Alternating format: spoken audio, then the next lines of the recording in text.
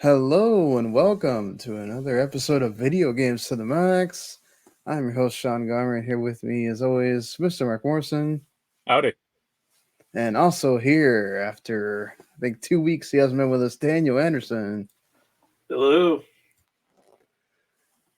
All right, well, we got one heck of a show with Sony giving us a lot of controversy with deciding to hike up the price of the PS5 everywhere but in the United States.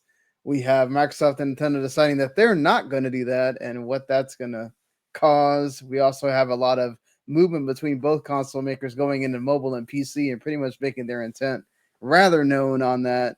And we're talking about a lot of other things as well right after this.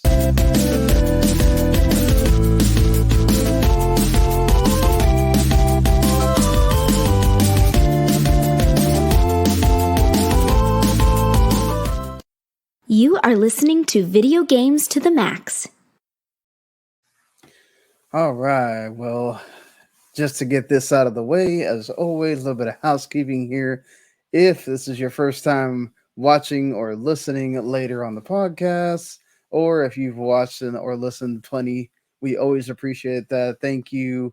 And you can help us out a lot by subscribing on the YouTube channel. Go to W2 Network on YouTube and then subscribe there, ring that bell. You get whatever it is that we post. There's also non-video game stuff as well. If you're into anime, we have Talk to Keiki. They also have podcasts as well. You can go subscribe there. And then Relative Broadcasting does all your entertainment stuff. They just did a review of The Samaritan right before we went on. That's the new Sylvester Stallone film. So you can go check that out. And they do metal music reviews and TV shows and other things as well. So definitely want to go check out what the Radlich crew is doing. And of course, you can also listen to us on podcast form. Go subscribe wherever it is that you listen to your podcast: Spotify, Apple, Google, iHeartRadio, Amazon, whatever it is that you choose to listen on. We're on there. And again, you can watch on Twitch as well. And now even on LinkedIn, if you go to my LinkedIn page, we are live there right now. So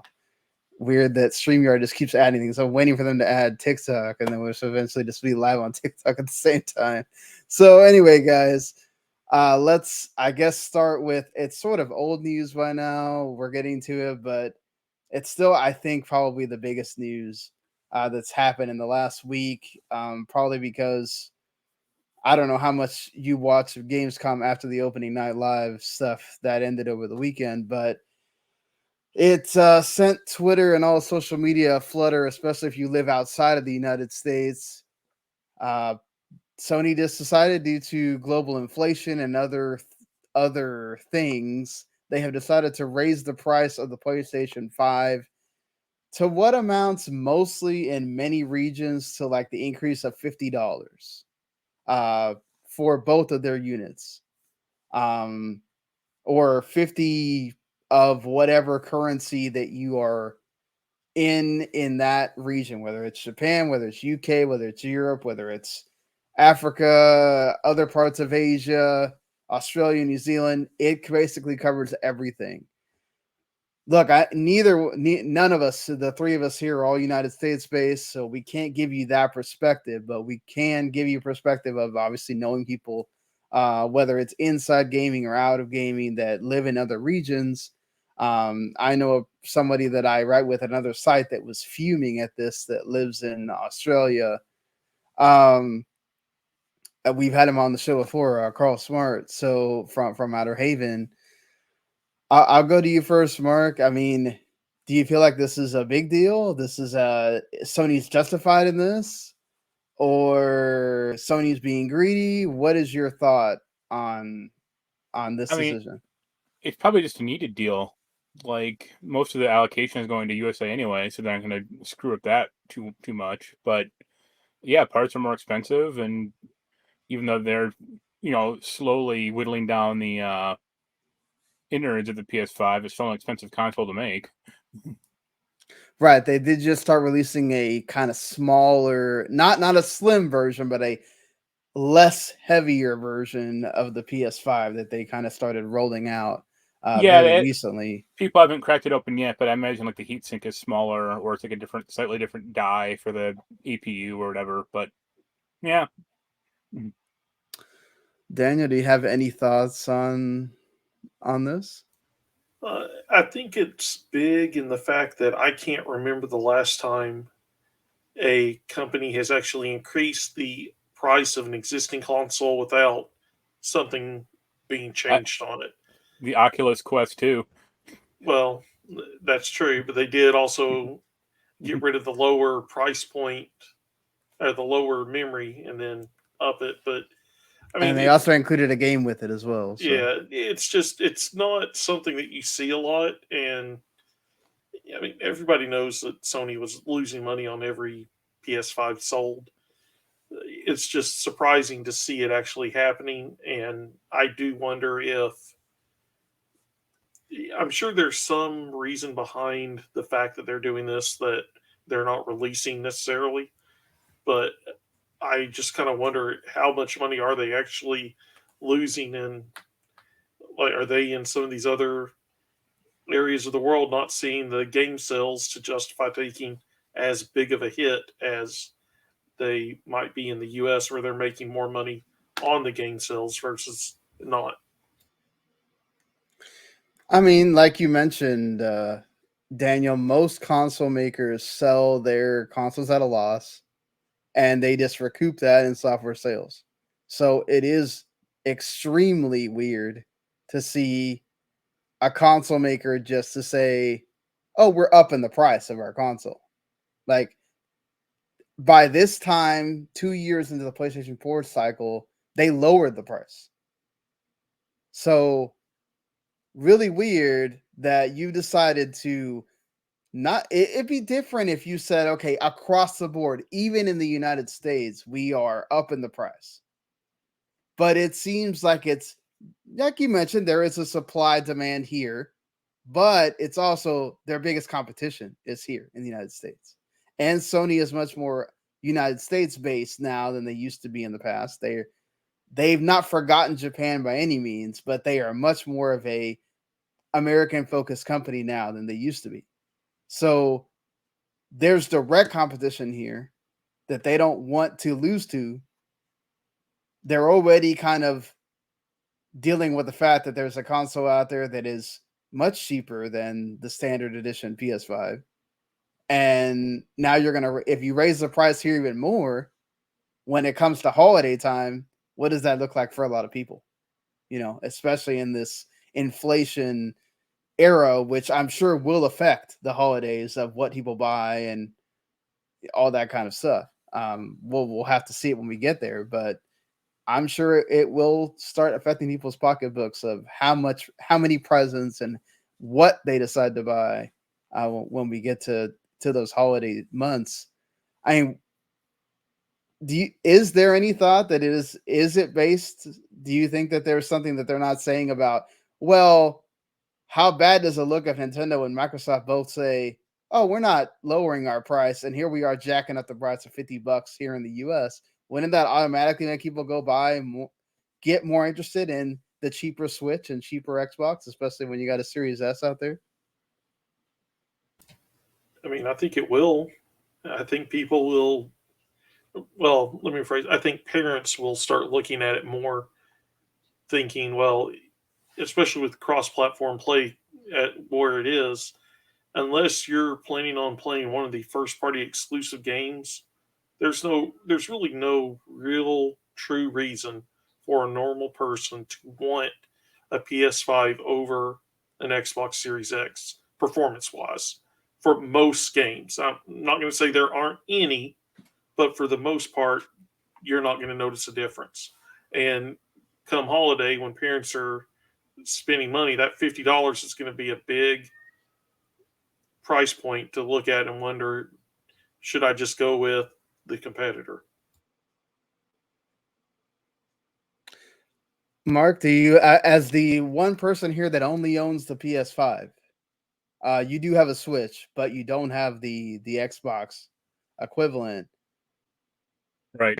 What do you, as somebody that's basically, let's say, a PS5 mainly gamer, what do you think about that? Because for me, the PS5 is only a exclusive console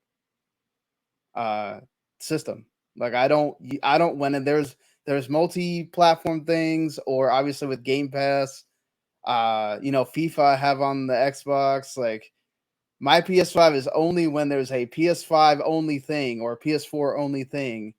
I play it on there. Anything else, it's played on Xbox, or obviously, like with Xenoblade, I'm playing that on Switch. What do you say to that? Like, do you think? I mean, obviously, there's God of War that's going to be out in November, December.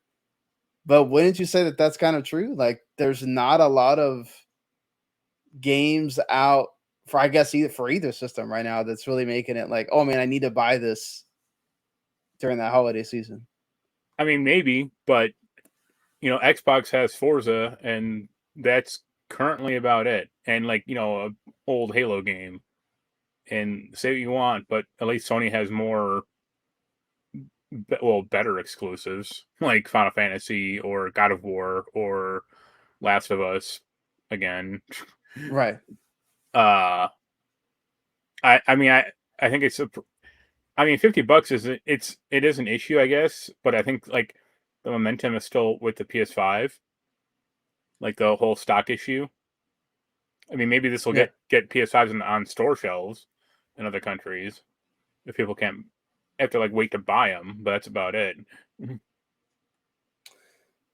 I don't know. I mean, I think to me it just looks like, what does it say about Sony that they're spending seems like a bunch of money in other places, right? That's not gaming related. And then obviously Microsoft's a huge company. They just went out and bought Activision, Blizzard, whatever. They can take the loss, right? But it's like Nintendo, outside of that Mario movie that's out there in development, they really and their theme park, the part of the theme parks, they're really only a game maker. So, like, what does that say that Sony is the only one that has to raise the price, and the other two are like, no, we're good. Well, Sony Like, makes bad decisions with their other companies or other divisions, but the PlayStation has generally always been profitable. So I wouldn't blame PlayStation for this. I'd blame Sony itself. And I'm right, but I sure mean, like, I'm, would you well, say that them deciding to invest in movies, and we're going to talk about the mobile studio they just bought, they're heading more towards let's do things with PC. I mean, they seem to be widening their scope. Could investing in all of that and seeing that bottom line of, oh man, we're really having problems with like getting this PS5 out there, maybe we should cover that with jacking up the price a little bit to cover those losses. I mean, maybe if you roll back some of those investments, you wouldn't have to. well, it's not Yeah. because they're investing in their own brand. They're not, the parts of Sony that always lose money are like their TVs or their like laptops and Right. computers. So, and believe me, I'm sure Microsoft is losing money on every Xbox sold. Also, they just have more pockets to, Oh, definitely. I mean, that is why. I mean, Microsoft's a much bigger company. They can take the And I don't. hit. Yeah. I mean, I don't think the Switch is losing money anymore, or if it is, it's like very negligible at that. Right. Their It's so sales old. finally started declining. Right. Well, no, it's But just old technology, so it's yeah. But that also could be due to chip shortage as well, and then the big games are coming out later, not in this time period that they're saying they've had the decline. So their big games are coming out towards next month, and then the holidays of Pokemon. So they still have some time to recoup some of those losses as well. But Did they say yeah, this bundle comes with Horizon or not? I mean, that's the thing, right? Is with the US, when you go and try to find the PS5 now, most of the time you're going to find it with including for Horizon Forbidden West, which would essentially make it $50 more here. I mean, as a free game, So- essentially. So Right, but you're taking the cost of getting the game that you would say that many people would probably want it, right? But there may be many that don't. And yeah, if you consider so, about like yeah. most bundled games. Right. I mean, I would say that, and it's has shown pretty quite frankly that I think most people would be okay with getting Mario Kart included with their bundle with the Switch. But I would, and in years past, maybe not this year, but in years past, you would probably say that same with Halo.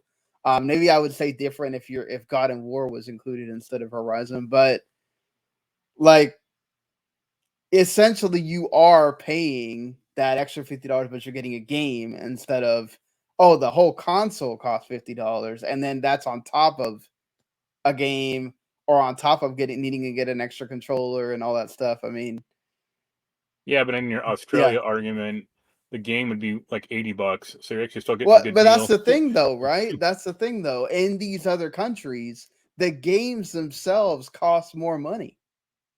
So you're jacking up the price over there where things are even more expensive anyway, and where it's relatively been the same in the United States, you're not. So I can see where in other countries it's really seen as very, very unfair because you're already charging them way more for games. Now you're going to charge more for the console too.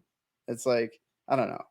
Just, it seems like why pass this on to consumers and give yourself bad press when you don't need it?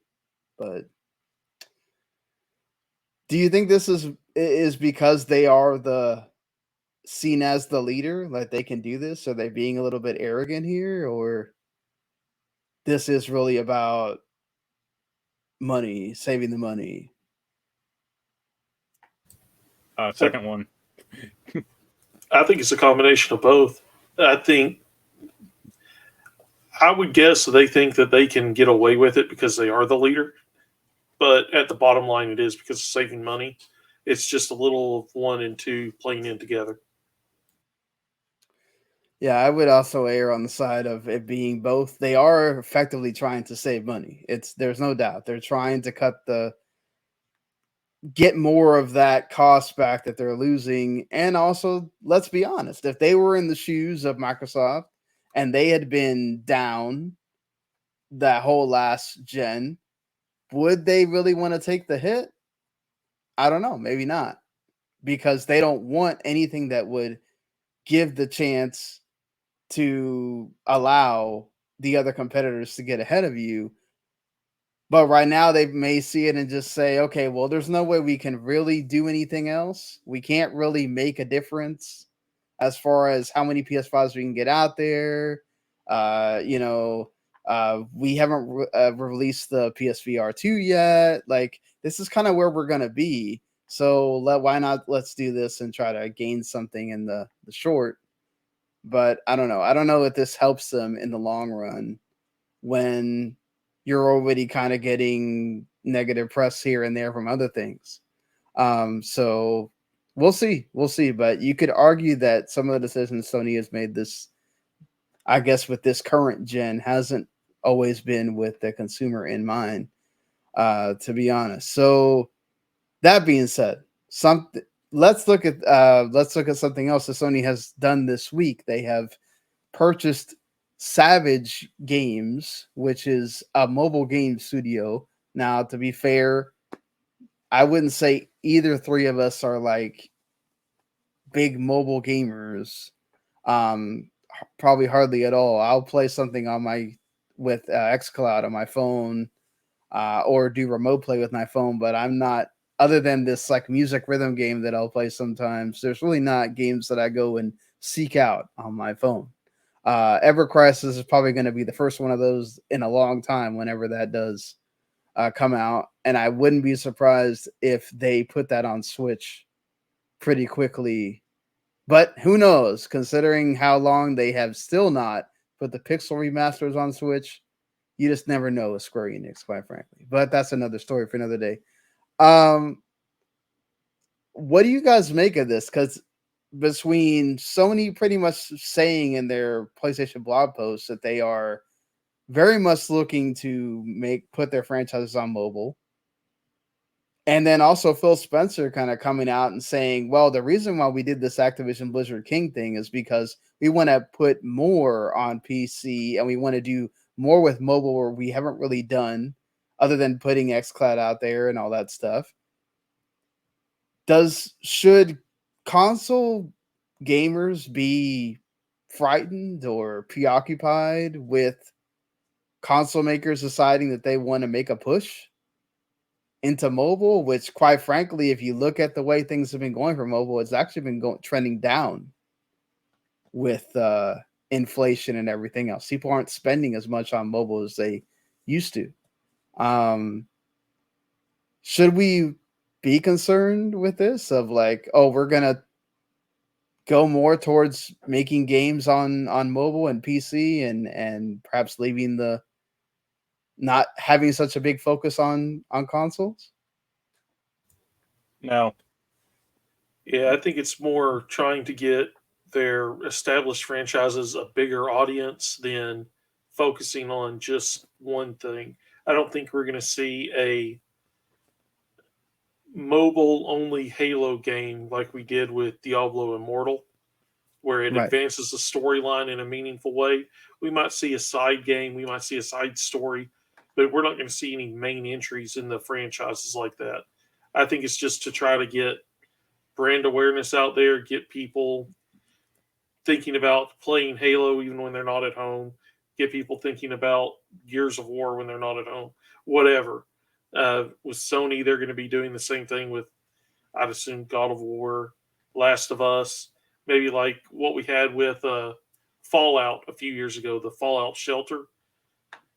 Just Or like something like that with Last of Us, for example, just to try to get the franchises out there and keep them in mind, even though there's not a new game coming out right away. or like Temple Run with Uncharted. Yeah, I mean that is kind of interesting. Like, how would they do a Last of Us mobile game? They couldn't just. You like Hitman Go? You think it would be like that, like Hitman Go or Tomb Raider or Lara Croft Go or? Yeah, I mean, Okay, so you're saying this is more of like the Nintendo route of we'll use mobile to kind of get people into our console games, get them to see if they want to take the step of buying a PS5 or Microsoft already lets you do that with Game Pass. You can pretty much play many of the Game Pass games or do remote play with your console if you have that. So I mean, I can directly see the connection, right? Because you get Candy Crush, which are like, it's still the leader in mobile games when you look at like their sales and people that are using it. But we've seen Sony do the Microsoft thing, right? Where they try to have a phone. That didn't work. Right. Nintendo has been able to sort of with like, let's say Fire Emblem and a few others make some inroads, but they kind of drop that after a while, right? Like we don't really hear of Nintendo making like mobile games that much. I mean, they're even the Mario Kart Tour, they're putting the tracks in the course pass thing that they're making. So like, do you think this could wind up being more of a, oh, we're making this and then it doesn't do as well as they think it will, and then they have to wind up retracting? I mean, it could. I mean, at this point, you might as well try to. I mean, again, I think what they're going to be doing is more taking their established brand names and franchises and putting them on mobile, trying to get people interested in it, like what Nintendo did, but probably a little bit more insistent on it than what Nintendo was. Nintendo kind of felt half-hearted in a way because it went away really quick. I think what you're going to see is more of a focus and just trying to keep franchises in existence, being not necessarily talked about, but in the somewhere on somebody's mind, instead of 3 years away from a game being released, they put out a trailer and people said, "Oh yeah, that IP and that franchise existed." Yeah, I agree with you there. Definitely is interesting that they're going this route. I mean, I still think it's kind of just weird to see them say we're doing this like now. You would think they would have tried to start doing that, let's say a few years ago. And this is relatively like a new studio. This is not like, oh, a studio that has a Yeah, ton of they don't have yeah. any credits or anything. So Yeah, it's pretty much like almost buying them without really, almost like Haven. Like we're buying them to, all right, we're going to just, you will just do stuff with our PlayStation IP. According to the blog, they're saying this is a newly created PlayStation Studios mobile division, which will operate independently from our console development and focus on innovative on-the-go experiences based on new and existing IP. And Savage is already working on a new unannounced AAA mobile live service action game. that'll be Destiny.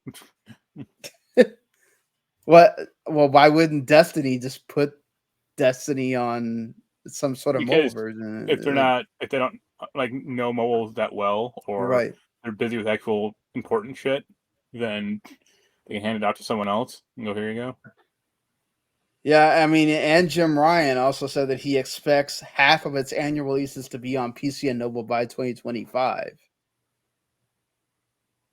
So, I mean, isn't that something to be said that like you're really expecting PC and mobile to really carry much of your product, and it seems like they're focusing, heavily. Well, we've talked about this before. They have this heavy focus on live service right now that they're really trying to get going at Sony.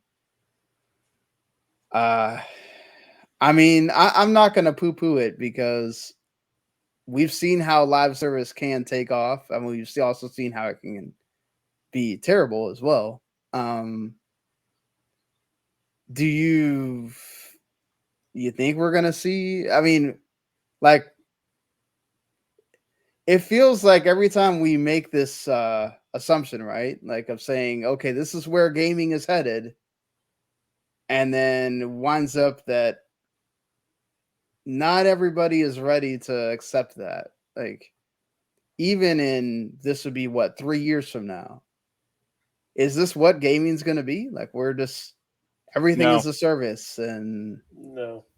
yeah. I mean, I hope not. Anyway, I really don't want everything to Do companies feel like wish that it was so that they could make more money? Yeah, Yes. yes. But But people, will it happen? Fuck no. yeah. and the absolute worst time to try to get people paying a bunch of stuff over time is during a recession when they're cutting spending. Yeah, that's what I wondered too. Like, let's say this recession goes on longer than anybody wants it to go. Let's say it goes into, you know, you would think that Biden at his age may not run again. So let's say it goes into 2024, and that's just the United States. That doesn't even count globally. This is going to be a global recession, and we're already seeing the global inflation. Um, I mean, that this is probably not a great time to tell people to, oh, hey, let's sign up for a game. But also, wouldn't this mean that you could now have your favorite live service game that you pour all the money into, and then you don't buy the single player game? You don't buy the next big thing or whatever, or those, let's say that you don't buy a bunch of the indie titles or whatever because you're now expecting you're now going to just be dedicated trying to save money and say, okay, well, I'm just going to pay a bunch of Call of Duty Warzone or insert other live service game here. Like, couldn't it go that way as well? I think it's more likely that people would start buying the smaller games that they can get for less money and still have a wide range of experiences versus one game as service where it's the same thing over and over and over. Yeah, I mean, I also think this is where the PlayStation Plus and Game Pass is going to come into play. Like, we're going to start seeing those. I mean, Mark and I talked about the whole like Sony blocks games from getting put on Game Pass. Could Sony use that to their advantage and then thus make the deals to make PlayStation Plus more of a initiative for people, and that way you're saving money that way, and you're not buying all these third-party games, but you're paying the subscription to play them on PlayStation Plus instead. Could we see that happen, or do you think Sony's just going to keep doing what they do, where it feels like premium is almost unnecessary at this point because they really haven't been adding the classic titles like people have expected? I'm not sure. It's hard to figure out what Sony's doing because there's so many different things that seem like it's wrong. Yeah. Like they're not adding the titles that everybody thought that they would. So what are they waiting on? Are they planning on doing something else? I mean, honestly, my next thought of what will end up happening is kind of what we're seeing now with Game Pass, where Microsoft made a big deal about having League of Legends are going to be hitting all Heroes Unlocked and everything. I think we're going to see some of these service games start trying to get new people from Game Pass and PlayStation Plus and start nickel and diming people to death getting the optional stuff, the cosmetics. skins, the cosmetics, the stuff like that. The stuff we see with Fortnite all the time, right? Why do they pay all this big money to have all these like licenses with Fortnite, right? Because it brings people in.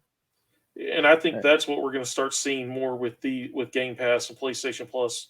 These other games that used to not be involved with it start kind of coming into partnerships and getting people a taste of the game and then letting them spend money to try to advance. Yeah, like what do you think about, there was a stat shown, I think I saw a couple of weeks ago, that PC Game Pass has actually gotten more games this year than console Game Pass. Now, obviously, that has something to do with the blocking partially, but Phil Spencer himself said that they're focusing a lot on PC Game Pass because there are just so many more games that they are able to get through the PC that they can't get through console because it's not been made for console, or like the Riot Games deals, right? They're going to bring that to Xbox eventually, but it's going to come to PC first because it's already there. I mean, does this make this much more of a... Does this now make PC Game Pass much more compelling than, say, console? I don't know if it's more compelling. It just gives people that might not have had a reason to look at it before a reason to look at it now. Yeah, plus there's a huge, for as much games as there is on the Xbox, the PC has so much more vast, like a library that they could add if they actually wanted to spend the money to. So that's the other reason. All right, fair enough. I mean, let's bring another company into play here because of all these acquisitions, and because we almost saw it happen to them, right? They were on the brink of making a deal with NBC Universal to be bought by EA. Now there was a rumor going around for a while that Amazon was going to buy EA. Is this one of those, like we've seen this so many times, that you kind of don't care at this point? Or would you really actually worry about if Amazon bought EA? No, because they don't want to be in the games anymore in the first place. Yeah, I mean, EA is already seen as a big corporate, an evil corporation I don't think Amazon buying the evil corporation is really going to change people's opinion of them. And at least Right. at first, it's going to probably spur Amazon to try to make some changes that people want just to get the good publicity out of it. I also think, really, at this point, EA isn't doing anything beyond their established franchises for whatever reason. And people are ready to see something different. You think Amazon would actually help with that? Or would Amazon just further that in saying, we really just want to make money here? So you keep doing your FIFA Ultimate Team and making money there, and whatever other thing that makes them money at this point. Well, I mean, Amazon does have the big MGM, all the movies. They got their original shows. They could. I really think Amazon could do some stuff with their existing IPs in a video game form. That if they owned EA, that might make it more possible that it would happen. Imagine, and this is just off the top of my head, but take Mass Effect, the engine, the Expanse. Right. Imagine an Expanse game or a game set in that universe, exploring the belt, exploring the solar system and the ships, and doing what you want. Well, an actual game, not like the Telltale narrative thing that they're doing. Right. But yeah. Yeah. I don't want to say MMO, but just kind of like Starfield, only the Expanse. But I mean, it's. And then you've also got stuff like James Bond. I think they own. I know they're the streaming home for it, but I think they own part of it too. Everything MGM, so they own Stargate. You could have a Stargate MMO finally. I mean, there's just a lot of things that they could do with their properties. That imagine a boys video game with that humor in some type of video game form. I mean, there's stuff there that they could do. It's just they have the properties. They just need to figure out if they really want to go into the video game aspect of it. I don't think they do. That's the thing. Is the New World came out that kind of bombed, and the Lost Ark is decent, but they didn't make that. They just published it. Like they don't want to make games. I get what you're saying, Mark, but wouldn't it be different if you're talking about established franchises instead of having to make your own? Like you have EA that has all these, Madden, FIFA, all the sports stuff. You have, maybe they can figure out a way to make Battlefield actually viable. See, that's the thing is like EA's franchises right now aren't doing too well. Like I showed you that Madden clip. Yeah, I mean, but that happens in all these games. I mean, like you just said, Battlefront or Battlefield sucked this or last year. Who knows when Mass Effect's coming out of Dragon Age? And that's all I kind of have. Like they don't do anything else anymore. Yeah, no, I mean that's totally fair. Outside of the the EA published like indie games and things like that, you really don't see them do a lot. At least they're making these games, and not like Activision where they made their whole studios only focused on one game. But that's the thing is like perhaps having that Amazon money, if it were to happen, right, would allow them to go back in the back catalog and maybe come out with some of these games that people have been wanting them to make for a while, but they won't because they're too worried it won't sell. Well, and also if we're looking at the fact that EA is making money, so it's not like they're buying a company that's losing money and trying to turn it around. It's okay, we're going to take this company that's making money, we're going to change some of the decisions that have proven not to have worked in the last couple of years. We're going to fix that and fix what the fans didn't like, and just other than that, go at it.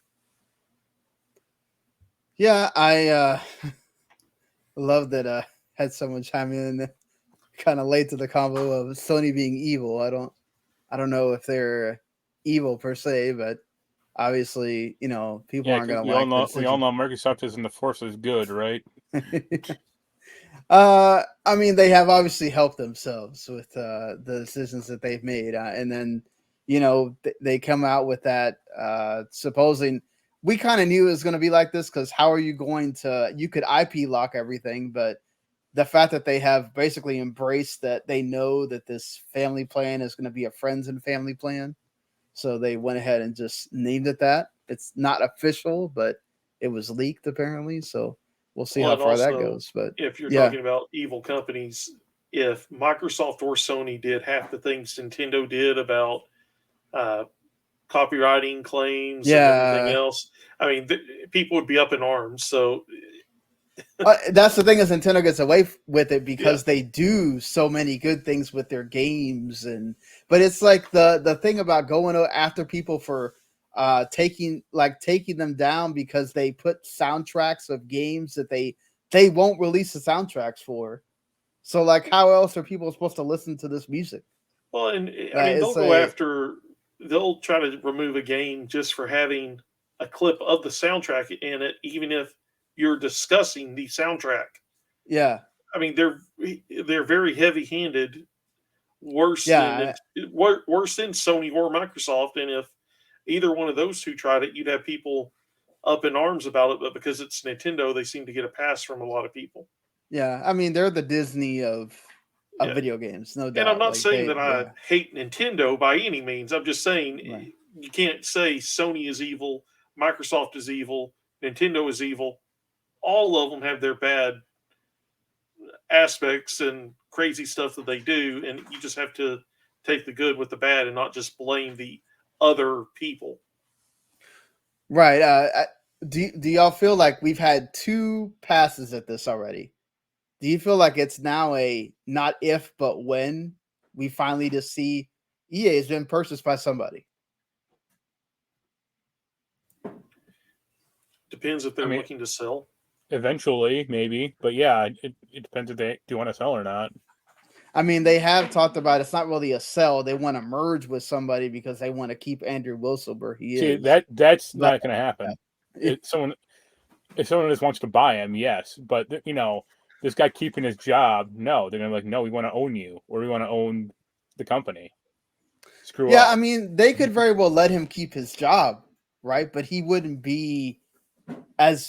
have as big a position because it's now Amazon or Apple or somebody else owns them. And now they might let Andrew Wilson kind of stay as the head of EA, wherever that is, but But he then still has he's to. not making the final decisions. It's somebody else. Well, he still have to answer to someone. Yeah, exactly. The CEO of Uh, Embracer Group or whatever. I mean, but that's the thing. Even if they merge, even if you have a merger, there's always somebody that has final say in that merger. Like, you don't get free autonomy in these mergers. There's somebody, whoever put up more of the money is the one that ends up deciding how much power that other company is going to wind up having. So even if they merge, whoever it is that merges with them still decides. They could make a contract where Andrew Wilson has to stay, but how much power he winds up having, that other company could still decide exactly what that is. So that's just a weird thing of like, oh well, we won't that's part of the reason apparently that NBC deal didn't go through is because they wanted it to be under these terms specifically, and NBC was like, or Comcast was like, I don't think this is gonna work. So aside from I think the money apparently was also didn't match up either. But to end this talking about companies and all this stuff, because of all this stuff that's been going on, Bandai Namco apparently is also afraid of losing some of their IP and losing some of these studios to purchases. How many times have we heard rumors of Sony's buying From Software? Can you imagine what that does to Bandai Namco if all of a sudden they're no longer the publisher of From Software games? Like, They still got other anime games; they'd be fine. I don't know about Have you seen what Elden Ring has done this year? Well, Yeah. None of that's those the games are doing that. Like, but I mean that's the trade-off with just being a publisher versus owning the studios. Yeah. right. That's the risk you run. Now you're not having to take as much of a monetary hit. I mean, you're not responsible for all of the money involved in the development of the game, but you're also not. If You that don't own company it. gets bought, you're out of luck. Yeah. You get asked out. So Could I mean, we I think see it's Bandai Namco eventually just decide that they're going to buy From Software, or in this report they they say that they have the money. they should. Uh, yeah, Yeah. But then again, From Software might not want to be bought. Right. I mean, Right. unless you're talking about some type of hostile takeover where you're paying 2-3 Ludicrous. times what the company's Yeah. actually worth, you're not going to make somebody sell to you. no doubt. I mean that is an interesting thing of like, do you really want to become the all we do is anime games company? Because that's really going to put you down the bottom of the totem pole. And they already get a lot of, let's say, working with Nintendo on Smash Brothers and other games. So I mean, they also own other things like Pac-Man, or not own, but the publishers of like the old Pac-Man No, stuff. They just they would own Pac-Man. okay, but yeah, I'm just any of these studios that they work with, right? They do have to be worried about, oh, could another company come and gobble them up? Because Well, look at what, they got to start paying for them. They got to start buying them then, or Yeah. locking in contracts. Like it's on them to lose. So yeah. I mean, look at what Nintendo does, right? Like when they feel like their studio is being threatened, they go out and buy them. So Bandai Namco might have to do the same thing here, and just pony up the money, or make a deal about having IP rights, or make a deal about something to first decision, first choice on whatever game From Software makes, or something, because it could very well happen. We could see it happen. I mean, Sony could. What if Sony came in with a bunch of money for From Software and pulled them away and said, all right, we're making this exclusive, so you don't get any more money from having your game be put on Xbox, or that's called Bloodborne. Yeah. Well, exactly. Like that's what I'm saying, though. They could decide to take all of the next games that are made and say, okay, well, that's only on our system. So Bandai Namco, I'm sorry, you're out. But that we're probably going to be talking about this more. I mean, how many weeks did we talk about Ubisoft here?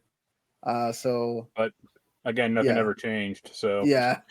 We'll see if we get any more of this here. But it's just very interesting that Sony has just been like scattershotting everywhere with stuff and seeing what sticks. Yeah, I don't think Jim Ryan is a good CEO.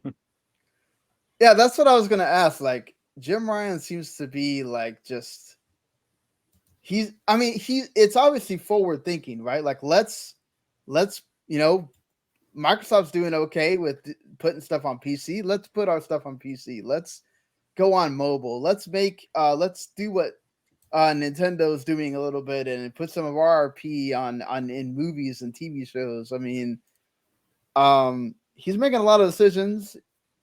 Horizon got some info on their TV show. Was it the director? Or the showrunner? I'm sorry, Steve Blackman, who's also known for Umbrella Academy, is going to be developing the Horizon TV show. I mean, any thoughts on? I don't watch that Umbrella Academy, so my daughter loves that show, so if it was up to her, I'm sure this would be a good decision. I mean, I think this is cool. I've heard nothing. I've heard everything I've heard about Umbrella Academy is good.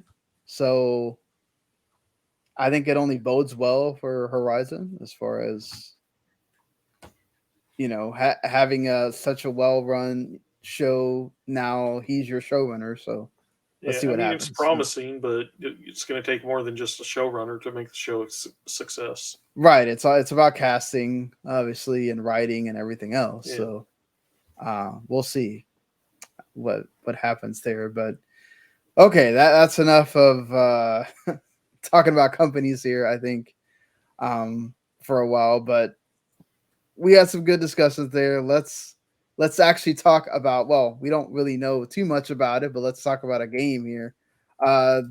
There's a new Mafia game in development at Hangar 13. Of course, they've been celebrating 20 years of the franchise. They had that Mafia 1 remake come out, which was well received. Does anyone care about Mafia, though? I mean, it's sold pretty decently, so there's got to be people that care about it. So you don't care about these Mafia games at all, then? No. I can Okay. look at old Playboy on my own, thank you. Okay. I mean, I haven't played them, but if it looks good, I'll give it a shot. It's just at this point, I haven't been really interested in any of them yet.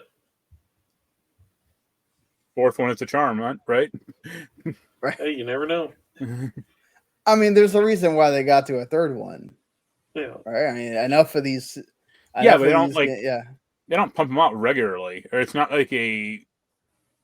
I mean, there was a long gap between Mafia 1 and 2, and even then 2 and 3.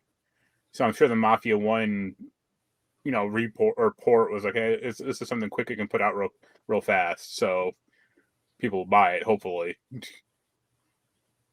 Yeah, I mean, that's the thing is, like it's good that they've been able to be there for 20 years, and they're still making these games, and they're now. I mean, it's the one. Like, I don't really know something else that Hangar 13 is really known for. So, I mean, they got to keep going with what works, right? Keep making these Mafia games because I mean, it's all. Yeah, that's literally all they do. And they didn't even make the first one, or first two rather. So. Yeah, I mean, they're part of the 2K family and all that. I mean, I'd be more interested if like EA brought that like Godfather game back, or the not Godfather. Yeah, Godfather. Well, or that Scarface game. And but wasn't that Scarface game like? It was okay, right? It wasn't right. This. And then to me, like, Godfather went through the same thing where, the first one was good, the second one was not great. Yeah, I mean, to me, Mafia just has like no personality, so that's why like it doesn't interest me at all. All right, I mean, fair enough. So, but I mean, that's happening. So good for Hangar 13 and 2K to keep going with that. We got a little bit more information on that Assassin's Creed. It's official. Well, not officially. Apparently, it's being rumored that it's called Assassin's Creed Mirage. That's that back to basics Assassin's Creed game that Marc might be a little bit more interested in, because it's the Assassin's Creed that he likes. It's also the one set in the Middle East in Baghdad. It's being made by Ubisoft's Bordeaux studio in France. It's supposed to come out in 2023. They did release some stuff about it. So the game's going to take place between 860 and 870 in Baghdad during the anarchy in Samara. It's supposed to have separate cities that you can explore, like Assassin's Creed 1. It's supposed to be strongly inspired by the first Assassin's Creed. It's not going to have dialogue choices, gender choice, no more leveling. They are going to have the eagle vision, though. I mean, and also apparently there's a remake of AC1 that might be secretly being made as well. What do you think about all this, Mark? I mean, does this make you interested in that game instead of the Assassin's Creed Infinity? If anything, it makes me a little less because I didn't like Assassin's Creed 1 at all. I mean, that's the thing. Like, I want to know who actually liked Assassin's Creed 1 because a lot of people kind of just. It's almost become like the lost Assassin's Creed at this point. Right? Like, everybody wants to say it started at 2. Well, that's what I did, yeah. I mean, I think it did reasonably well. I mean, hell, I got a sequel, but I mean, I think they were too invested in it for it to fail. So the first one came out and wasn't good, and they're like, okay, well, how can we actually fix this? Then they made 2. But I mean, I'm fine with them doing a stealth-focused game where you're paying more attention to working on your skill, like your skills as a player, not the character's skills in the game. I mean, I'm fine with that. I doubt you'll be teleporting around or like having killing hundreds of guys like you do in Valhalla or like Odyssey or something. Yeah, I mean, I think it'll be good to go back to the more smaller scale. Yeah, smaller scale one-on-one battle, sneaking up and killing your target and then disappearing, not just taking on 20 different people and your target is one of the 20 that you killed. Plus, if we're not going to make a stealth Splinter Cell game, might as well make an Assassin's Creed one. Yeah, I mean, I think it would be a good idea to have like an Assassin's Creed 1 remake, and if you're going to make it more like the other ones, then... That's the thing, you have to like change a lot of the gameplay dynamics of it. Right. Which I don't think... I mean, then it'd be really weird to call it Assassin's Creed 1, you know? Well, but that's why it's a remake, right? You're redoing it because you think that you can make it better than... I mean, like, so let's say for me, I didn't really come in Assassin's Creed until later. Like, what is some of the things that you would say, okay, they really nailed with 2 that weren't great in 1 that they would be remaking? In 1, it's almost like Saints Row, kind of. Like, you have to, like, investigate or build up, like your respect meter to do story missions. Like, you have to, like, follow guys around constantly to get, like, points to finally activate the mission to kill a guy. And there's, like, 9 guys to kill, and that's it. Like, there's no other story, or really anything.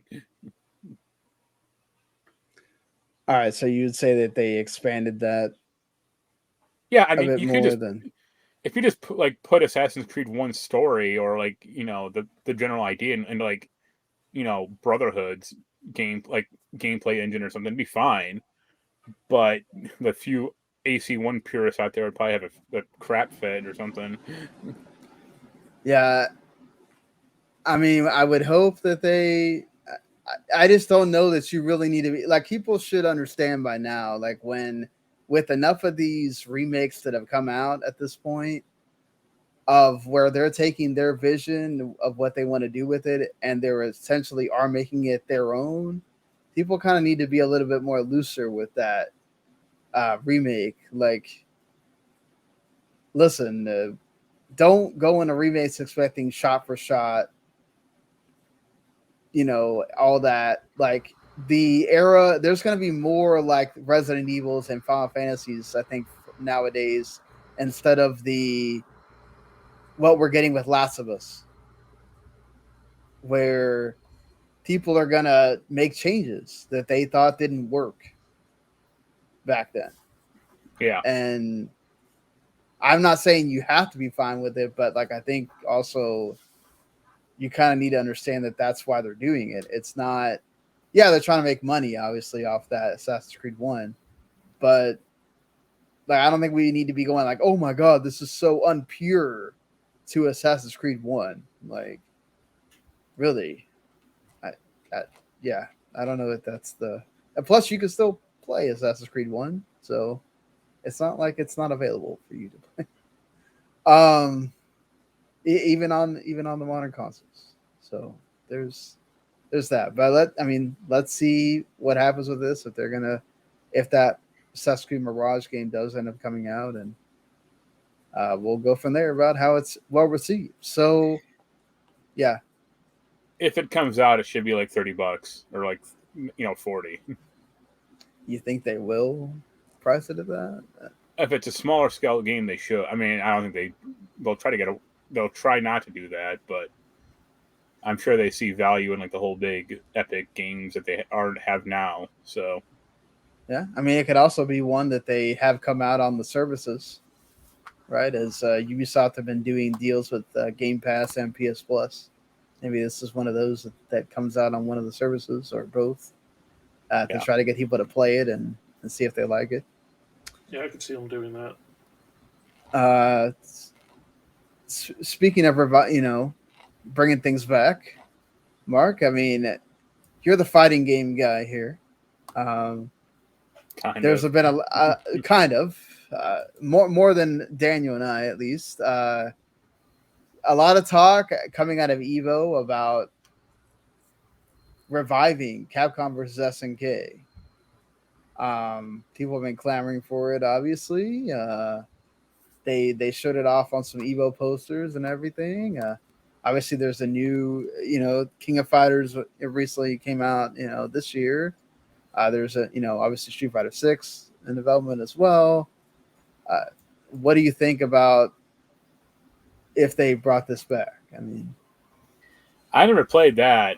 I know Capcom SNK 2 has a pretty good reputation. I don't know if Chaos did or not. Actually, Chaos looks like it sucked based on the reviews. But SNK 2 is fine. I mean, I'd say go for it, but I think more people would probably be interested in Marvel vs. Capcom. No doubt that Marvel vs. Capcom would bring in the casuals. And then also, like, the problem with SNK right now of, it being owned by Saudis. I mean, if there's one thing that Saudis like, though, is money. So if you tell them that they can make a lot of money and getting to make a game with Capcom of Street Fighter fame. The question is, would Capcom want to work with them, or Yeah. And that is a big question. Would Capcom like to work with them? They just need to make another card fighters game instead. To bring in some of the quotes that were referenced in this. Yuki Oda, the producer and designer of the most recent King of Fighters, he said that in reference to this, definitely in the future, that's something that I think everybody on all sides and both parties are interested in making a reality. Due to the reaction of those Evo posters, it definitely helped them reconfirm that apparently it's something that a lot of people want, especially fighting game fans. They haven't talked to anybody at Capcom about it, but that's like a self-serving, or I mean, that's a pretty limited,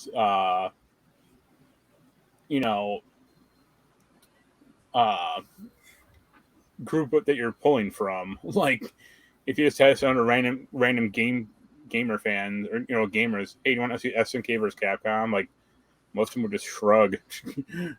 Maybe. Yeah, I mean, obviously, you have to be familiar with SNK for it to matter to you. If you don't care about King of Fighters at all, and you really just care about, like, let's say Street Fighter and Mortal Kombat, then probably not going to matter to you at all whether there's another Capcom versus SNK. But I think a lot of Also, I don't think SNK doesn't have like the name recognition anymore. If it was Capcom. No, definitely not. If it was like Street Fighter versus Guilty Gear, not Guilty Gear. If it's Street Fighter versus King of Fighters, then sure. The King of Street Fighters, let's go. Yeah, I mean, you're not joking. They could do a Street Fighter versus Guilty Gear, and I think that would get probably more recognition. Well, Guilty Gear isn't SNK though, but I mean, yeah, right. I know what you mean, but like, as far as like franchises go, like or like Capcom versus Arc System Works, Ryu versus Goku. Honestly, that's what I was gonna say. Honestly, at this point, they could do a Capcom versus Dragon Ball, and see how that goes. I bet that would get a lot of attention. You know, like I'm pretty sure if they announced a Capcom versus Dragon Ball game, because of how much Fighters was so well received, pretty sure that would probably like light everything on fire as far as like Twitter going crazy and everything else. Like, oh man, we're gonna have Ryu versus Goku and all this stuff. So the stuff that the dream of Smash Brothers fans for a long time could become a reality in your next game. Make it happen. I mean, they put Goku in they put Dragon Ball in Fortnite, so why not? Right? It looks so weird, but why not? We did it. So yeah, it's interesting to think about. Could they actually do that? Well, speaking of things that we do know are happening, we talked about the Horizon show earlier, but Netflix also has that Bioshock movie, and it got some pretty good news as well. Francis Lawrence, who directed I Am Legend and The Hunger Games: Catching Fire, is going to be directing the Bioshock movie, and then Michael Green, who's worked on Logan, Blade Runner 2049, and American Gods, is going to be the head writer. I mean, that's two pretty good names there to be attached to Bioshock. I mean, way better than Gore Verbinski anyway. No, Gore Verbinski actually makes money, or he's had good shit come out. Like, wait, are you saying I Am Legend is not good? Yes, I am. I am saying that. No, that's wrong, sir. I Am Legend is a really good movie. So you're saying Logan is bad? Because that's not a bad. I would say American Gods is bad. I thought you liked that show. I liked the first season before they fired everyone who was good on it and behind the scenes, and then. Well, maybe they fired Michael Green as well. That's why it sucked. So, maybe Michael Green, is one of the reasons why it was. That I Am Legend movie has a 68% on Rotten Tomatoes. I don't know. I really like that movie, but yeah, that's just me. Go look up a movie called The Omega Man, and then instead. Okay, fair enough. I mean, hey, them announcing this is fine, but what are the odds it actually comes out or anything actually ever happens? I mean, I think it will. I think it will come out. I mean, they came out with that Resident Evil series that sucked and got canceled within like 6 weeks, which thank God Netflix did not try to renew that for a second season. As much as I don't know why his name is escaping me. As much as I like Lance Reddick. Yeah, Lance Reddick. And I felt bad for him because he actually went and said thank you to everybody that I watched. I watched like 4 of the episodes, and then I started with Xenoblade, and so I didn't finish watching it. But it was not good. Let's be frank. It was. Yeah, it's I don't know if you could eat. I mean, I think Randy was telling me he thought it was okay. I was like, I don't know that you can say this is okay, but I mean, it's. I would say compared to the other Resident Evil adaptations, it was better than some of those. Well, yeah, but I mean, we're talking about some really bad stuff here. I mean, the problem with that show, honestly, is like Lance Reddick was the best part of it. Yeah, and it wasn't like focused on him, so it was focused on his annoying, teenage daughters. And the teenage daughters, and then whoever that woman. That was in the future. Yeah. Yeah. I mean, but they were all except for him. There was like no actor was charismatic or interesting in the show. Yeah. Except for like the one asshole umbrella guy who was like the fat guy for like 2 or 3 episodes. Right. Yeah.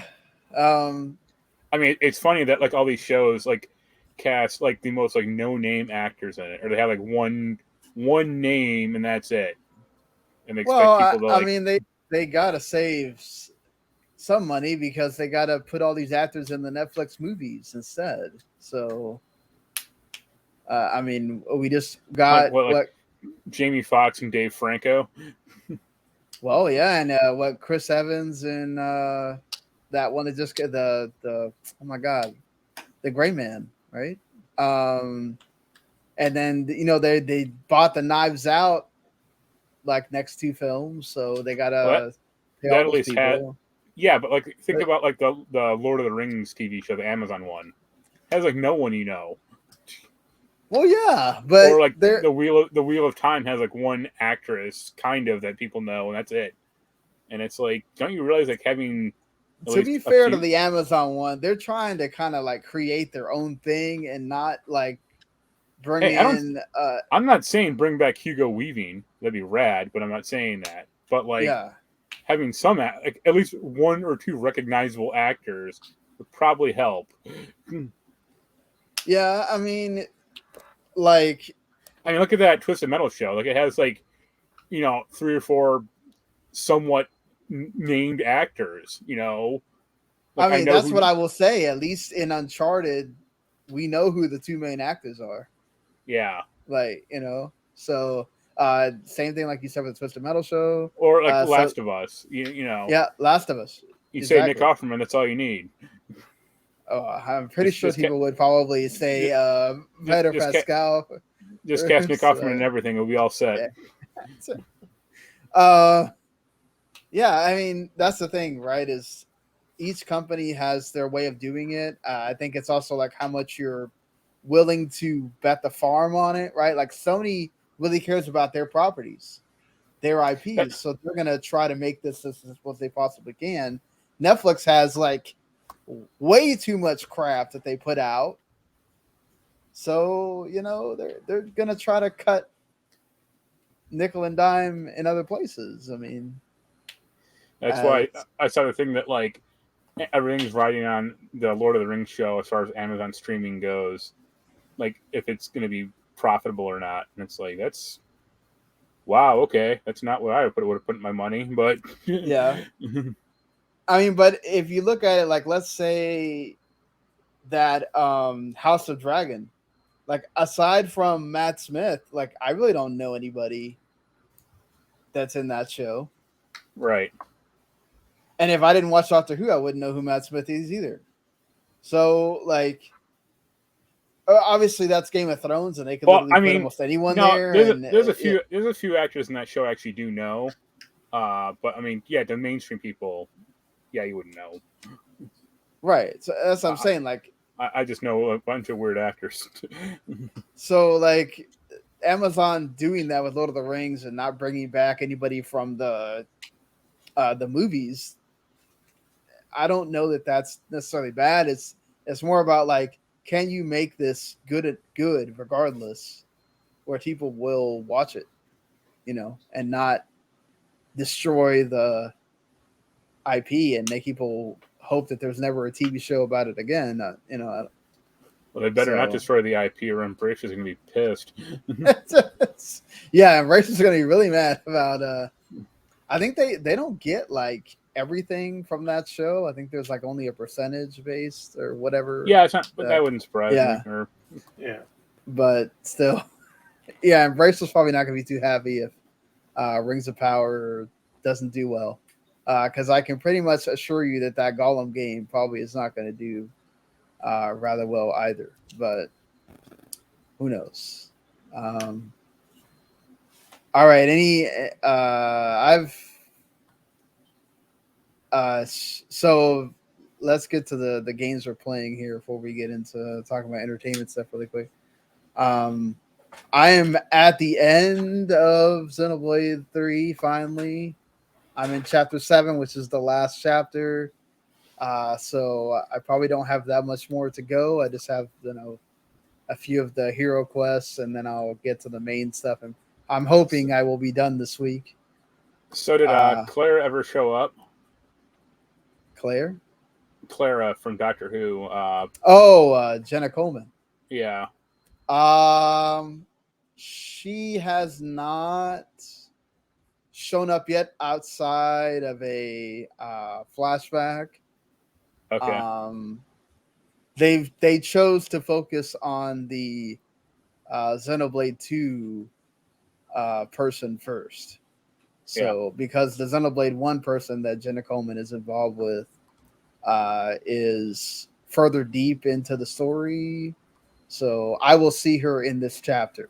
I'm sure that I'm in. So yeah.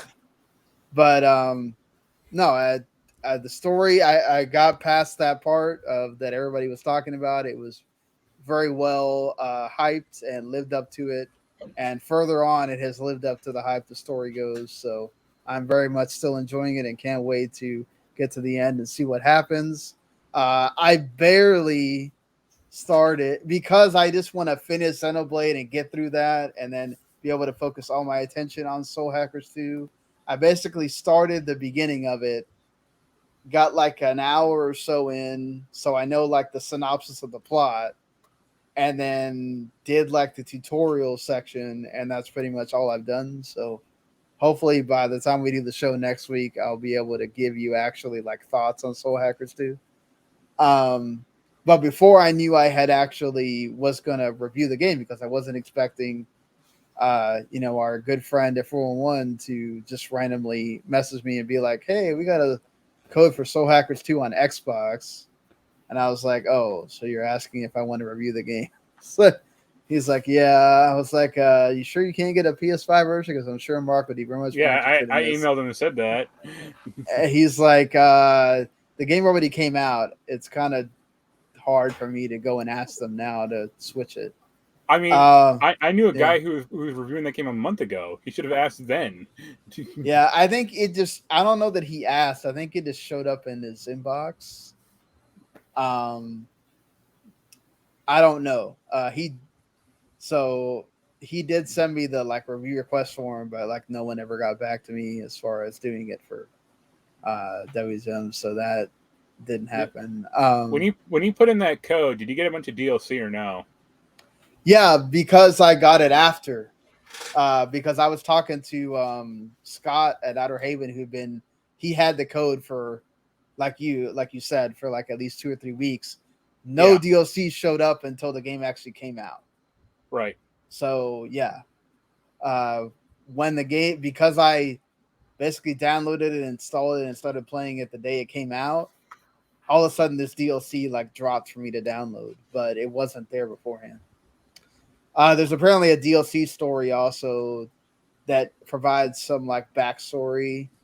I heard it's really good because I heard the game. Yeah. I'm playing it also, and I heard like the dungeons aren't that interesting, but like the DLC one is more fleshed out or better. Yeah, that's what's weird. I was listening to that too before I knew I was going to review the game. I was listening to a podcast talk about it, and I was like, okay, that kind of sucks that most of the dungeons aren't interesting, and then you have to pay $10 to get this DLC one that finally makes the dungeons interesting. That's not really great, but I mean, I don't know if I'll buy it, but I already had to pay their blood money for the cheap DLC. Yeah, they also made you like, you have to pre-order the digital version to get the Persona outfits. Right. So that was a weird decision as well. Alice with their DLC is always weird. So that's no surprise, but it looks like the reviews haven't been that kind. They've kind of been just like, okay. I've seen like between like 7 and 8. Yeah, I mean, like that's probably where I'd put it. Like probably 8 maybe, but I'm probably being a little generous. But I think it's fine. I think they have some interesting additions to the gameplay or to the like fighting engine. But like I got really gated on the second boss to the point where I had to buy that DLC to get past it. Oh really? That kind of annoys me or annoyed me. That does not. Because at a certain point, playing it here. Well, you get that DLC, I assume. So just activate it, and you'll be all fine. Because you get items. You get basically 4 items. One lets you create incense that like increases one of your stats, like agility or strength. One is for money. You just get at least a 5,000 yen item that drops every battle. One is an item that lets a demon rank up and level. Like whenever you use the item, it gains a level. and then the other one is the same item but for your character or for your party members. Yeah. And at a certain point, you can't grind out levels in that game.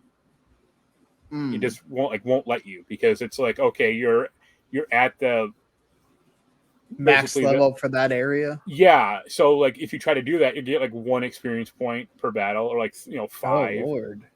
And it's like, well, I need 1,000 points to level up, and I'm getting 5. This ain't gonna work. So, but like, is it just that the boss is like over leveled over you, or it's just tricky? I mean, it might have been. It's this guy in the subway station. I mean, I got him down pretty good, and then he had like 2 minions. One was like a healer, and one was like a physical guy. And I took out the healer because that's what you always do. Right, exactly. And like, halfway in, he resurrected the healer, and I'm like, well, that's great. I'm really like, oh, I'm now kind I'm of screwed. Yeah. So then once I grinded like 3 or 4 hours, and I got from like level 20 to level 60, I dusted that guy in like 1 round. So I mean, so you couldn't beat him without having to use that cheat, Right. I mean, I think if you were like on your A game and you did everything right, you could do that. But I think it's designed that way to like you can't do it, normally. The first boss was actually the first boss was like really easy also. So that's why I was like lulled into thinking like, oh, this next boss will be fine, or I took out this rapping jackass, no issue. And then the second guy, like I did like 5 times. Yeah. And like the most I got him down was like, I don't know, 50% or maybe like 40. And I'm like, wow, this sucks. And he also had attacks that were like one shot killing me. And I'm like, great, thanks. So,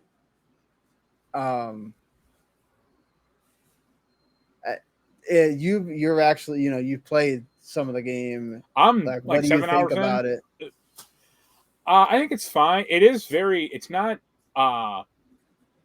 Persona 5, and I don't mean that like negatively. Yeah. But it's not like the expansive RPG, social game, or like exploring Tokyo or anything like that. This reminds me of like Tokyo Mirage Sessions. Yeah. Where it's a much I smaller heard game. some other people compare it to like more of like the Devil Summoner. Maybe, games. But like Devil Summoner was like more, I think it was more active, at least what I remember of it. Right. But like the scope of it is more. Yeah, I guess. Yeah. I mean, I played Devil Summoner a long ass time ago, so like battles are fun, or they're very quick, and but you don't have a game of negotiation, right? Because you just equip them, right? They're not. Well, you just like find them in the battlefield, like you just right. like occasionally just talk to them, and they're like, hey, we'll join you, or I'll join you if you want to pay me some yen or money or whatever, or health or whatever. Yeah, but it does have the demons from Shin Megami Tensei. And you can like you can fuse them, and I've done a lot of that. So I mean, it has most of the systems, but it's just I don't think it's a bad game, but I think it's not as like the scope of it isn't as grand as Persona 5 or SMT 5, which is good because I didn't really like SMT 5 that much. Okay. Because of, I think it was a very handicapped game on the Switch. Well, yeah, that's what I was gonna say. Like, I think if it was on, if it was PS4, PS5, I think, I would have liked it a lot more, or been able to get into it a lot further at least. Yeah, I mean, I'm glad that people that were fans of the first game, which was much more dungeon crawly, and it's also on 3DS, which.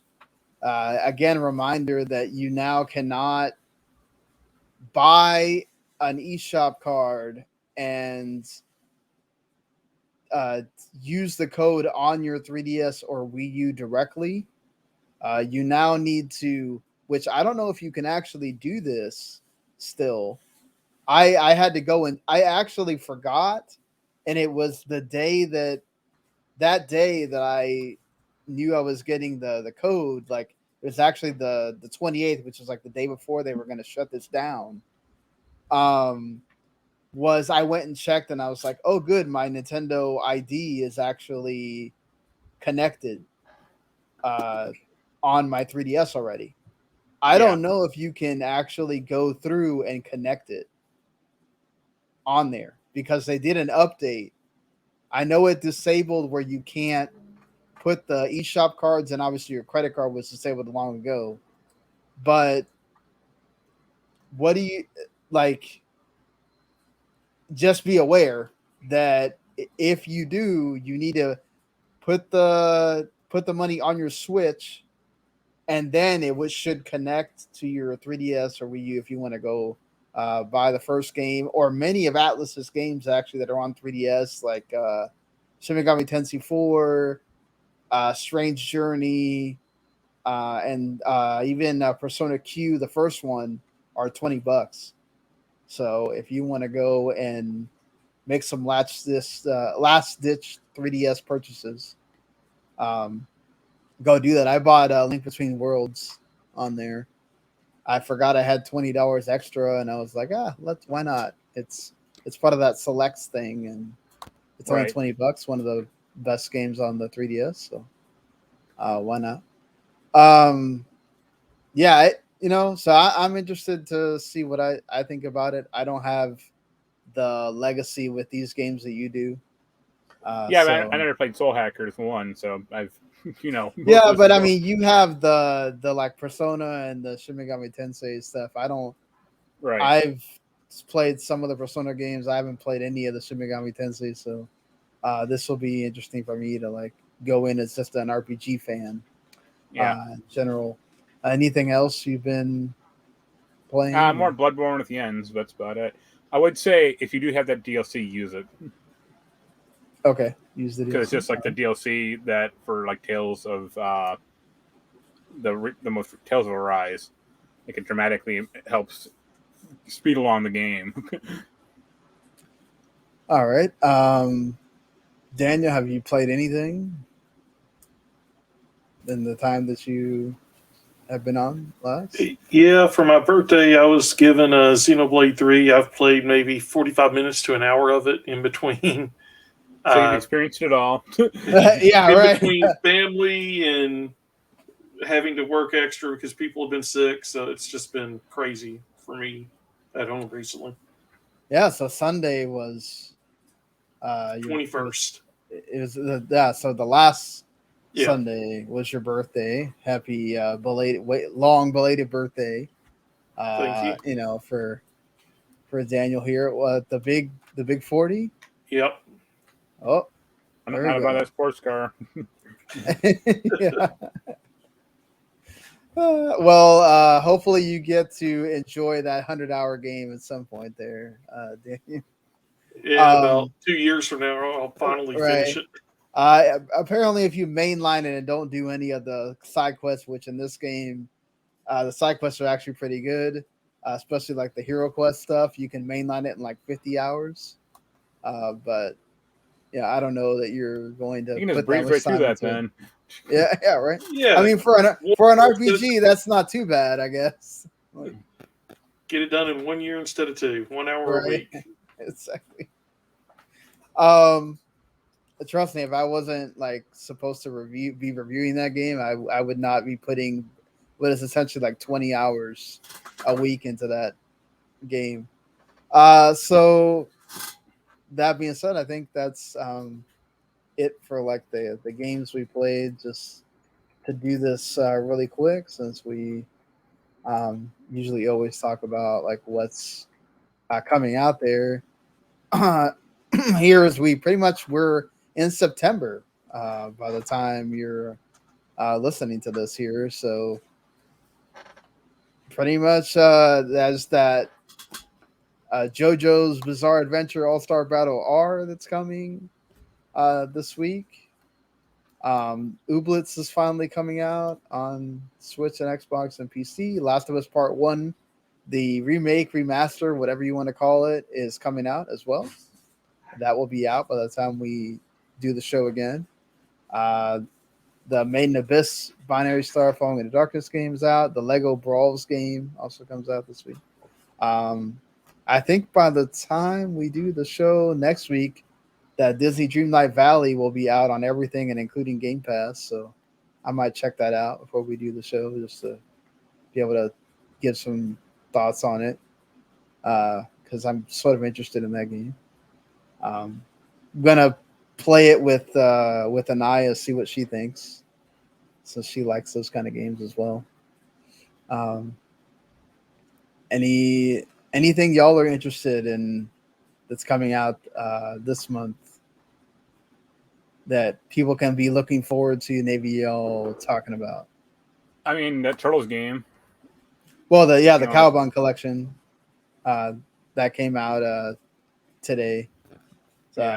Randy gave me a screenshot of him playing the NES game already. So I don't know. Maybe I can get him to record something and give his thoughts. FIFA comes out at the end of the month, so I will definitely be playing that. It looks like they released a few like old PS2 and PS1 RPGs on PC. Oh, really? Like Rhapsody, a musical adventure. Oh, wow. Rhapsody, dude. And La Pucelle Tactics. Oh, yeah. No, those are that's part of the Printy Classics. Yeah. Volume 3 or whatever. Yeah. That's NIS. Right. That one. Yeah. So I will. I looked at that today. I got an email about it. I was like, oh man, I almost want to do this for Rhapsody, but I kind of want to check out that Immortality game, but I doubt I will. Yeah, Immortality. It's on Game Pass as well. You can go check that out. Came out yesterday, I think. Reviews look good for it, as most of these Sam Barlow games have been well received. So we'll see. I guess that Temtem game also comes to Xbox and Switch after being on PS5 for a long time. Comes out as well. So yeah, a few things coming out. You got Splatoon 3 pretty quick. Freedom Planet 2 is coming out pretty quick here. Oh wow, there's Nobody Saves the World DLC coming out pretty quick. So I mean, there's some pretty good stuff coming out, and especially as far as like indies go. And then you got that at the end of the month, you get the Trails of Zero, so Trails from Zero. So I don't know if I'm going to be checking that out because of FIFA coming out like that week. I don't know if I can play two hefty games at once. But we'll see how that goes. So yeah, that's what you can look forward to in the next week or so. Have you guys watched the first 2 episodes of She-Hulk? I have. Yep. You have? Okay, Yeah. so we all have. All right, so what do you think? I think Tatiana Maslany's been doing pretty well as She-Hulk. So do you all where are you at? Do you agree with the people that are like review bombing and hating on it, or are you more in the camp of liking it?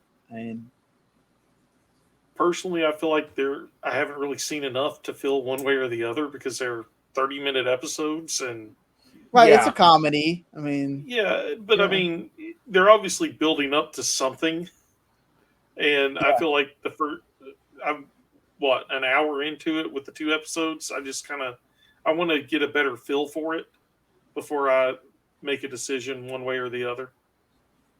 Yeah, Okay. that might be a show that might be better to like watch all at once. Yeah.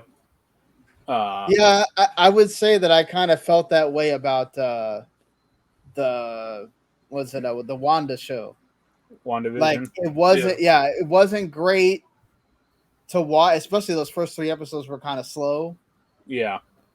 And then like when I rewatched it again, like all of it together with Anaya, like leading up to the Doctor Strange coming out, I had a better opinion of it because Right. I could get through the ones that are slow to get to the ones that had more in it quicker. So I think I kind of agree with you there, Mark. It might be one of those where it doesn't have the week to week like push, but I don't know. I think so far I've liked it. I it's not like laugh out loud funny. It has its moments where it's funny. Um, I thought the See, stuff with the Hulk at the beginning, like in that first episode, was good. I think that was the better episode of the two, at least. Yeah, But having Yeah. having cousin Larry show up in episode 2 is pretty awesome. yeah. I could feel have like done it that. just needs. I feel like each episode needs an extra 5 or 10 minutes just to make it expand just a little bit. Because I feel like the episode links that we're getting right now, it's over right as I really start getting into the groove of watching it, and then it's done. Yeah. Even another Okay. 5 minutes would help. Yeah, and they try to end it on the I guess you could say cliffhanger. And I Yeah. don't know that works necessarily for like comedies, but yeah, I Yeah, guess. because like they haven't even introduced Titania at all, really, except for like she's like one line in 2 episodes. And I Yeah. think she's supposed to be the main bad guy in that show. Yeah, And Tim Roth is good, but we'll see. yeah, we'll see. I like the dad a lot in the second episode. I thought he was. Yeah, it's cousin Larry. Yeah. If Balky shows up, it's gonna be the greatest show ever. Well, we did have Banner sitting there saying he's an entire different person. that was a good In fact, line. Yeah. How great would it be if like Ed Norton just showed up in like an episode? Yeah. Oh man, that would be cool if they really did that. See, I don't think he would show up, but I could see Eric Bana showing up instead. Yeah. You think so? Oh well. Ed Norton doesn't have like most people say that he doesn't have like a great sense of humor. Yeah. Or like that type of sense of humor. I could see Eric Bana doing that because he has more of that type of like humor about himself, I would say. Right. Yeah, especially if he could get him in a room with the current Banner. Yeah. And like if they have that moment where it's like I actually like the design of She-Hulk. Like, I don't think it looks that bad or that cheap either. yeah, It looks a lot better than it. It looks better now than it did when it was first released in the trailer.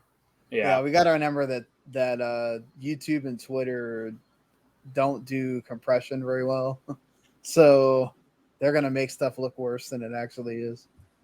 But I mean, it's not movie quality, and you can tell the difference between She-Hulk and like when they have like Hulk there. Right. But it's nowhere near as bad as people were making it seem like.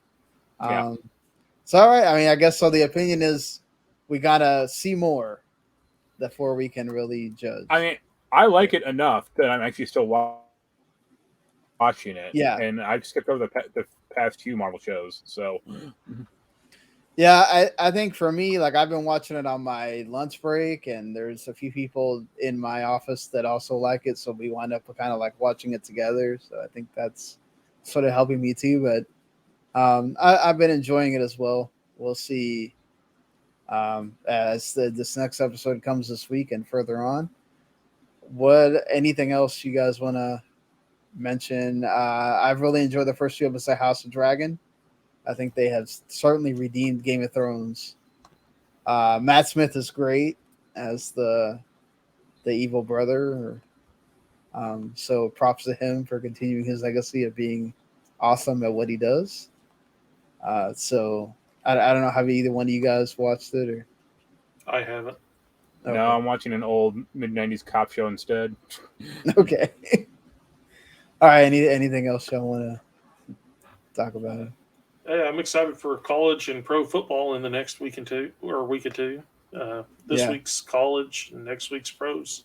Oh, of course, yeah. When the Cowboys come back, that will be me on Sundays watching that pretty soon. I'm excited that I have every Sunday night off, so I actually get to watch football this year. Yeah, me too. I mean, I'll miss the 1:00 games still, but yeah, I get off at 4, so I'll be able to watch the 4:00 and Sunday night games now. Used to, I could only watch the Sunday night game, so I'm happy about that as well. Anything else on your end, Mark? Or? Yeah, I'm good.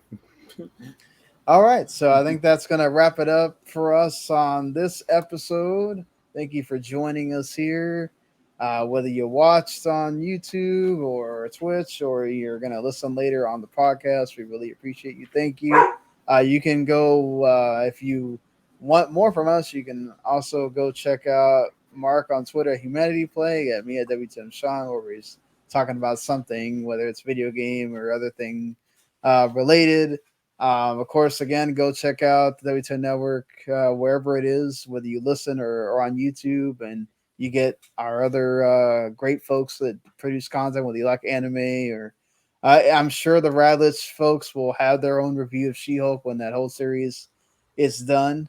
So you'll definitely get a full review there from him and his crew. So until next week, I'll definitely have more thoughts on Soul Hackers too. So will Mark. And we'll see what's going on in the video game world. Until then, see y'all later. Later. Later.